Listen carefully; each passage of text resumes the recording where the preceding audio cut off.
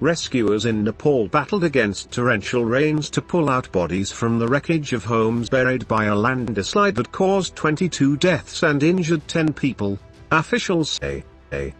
Flash floods and landslides are a common occurrence in the mountainous terrain of the Himalayan nation, especially during the annual monsoon rains between June and September. At least 70 people have been killed and 13 went missing across the country in flash floods and landslides this year, according to official data. Volunteers, police and military rescuers were looking for people missing. Authorities recovered a body of a fisherman who had been swept away in the overflowing Jita River. An official said about 1,500 people displaced because of the floods were sheltered in public buildings.